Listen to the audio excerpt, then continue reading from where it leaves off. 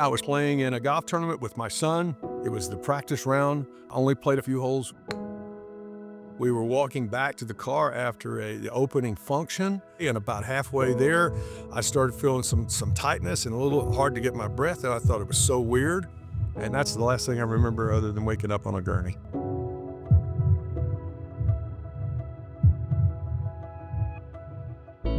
I'm a Texan, and if you're a Texan, you gotta love this state, and the university in this state is the University of Texas. So for me, it's just being a part of being a Texan is the fact that I got the opportunity to go to school here. I got drafted in my junior year a couple of days before we finished and won the national championship in 1975, and got drafted by the Phillies, and then won a world championship in 1980 with the Phillies. The voice of the Texas Longhorns for a long time, it was Bill Schoening, and Bill said, "Why don't you come try this broadcast thing?" And I've been doing it now for 30 years. I had no indications that something was coming. I didn't think it would ever happen to me, and it did.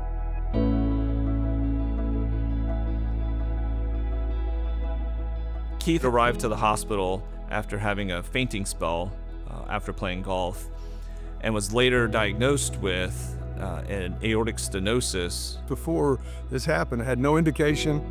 It was something that came on rather quickly. Keith's presentation of passing out is the most concerning type of presentation. Those are the patients who have the highest risk of dying. The aortic valve, which normally opens up when the heart beats, and then it closes when the heart relaxes to prevent blood that the heart had pushed forward from falling back into the heart. Aortic stenosis is a condition where the aortic valve is calcified and too stiff to open up properly.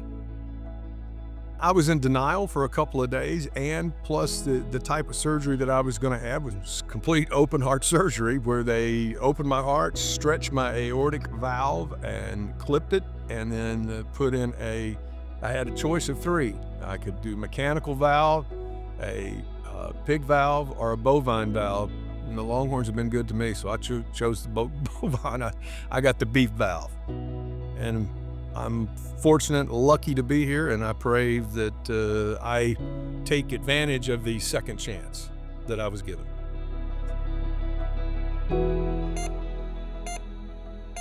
My situation could have changed if I had done one thing, and that's just go get a scan. Just take the time to go see the Heart Hospital of Austin and get a scan. They offer it. It's out there. It's available, because they would have found what I had. I had a calcified aortic valve. It had nothing to do with cholesterol or anything else, and the only way you could find this was to take a sonogram and listen to what my heart was doing, and then somebody would have said, you got a problem. These are non-invasive tests that are widely available, and it will be able to identify these problems. I may still have gone through the same process, but at least it would have been on my terms and know what's going on, rather than being this close to not being here. So it is important to go get tested. I can't say it enough. With a severe condition like Keith had, he was in great hands, because at the Heart Hospital of Austin and St. David's, the best is here.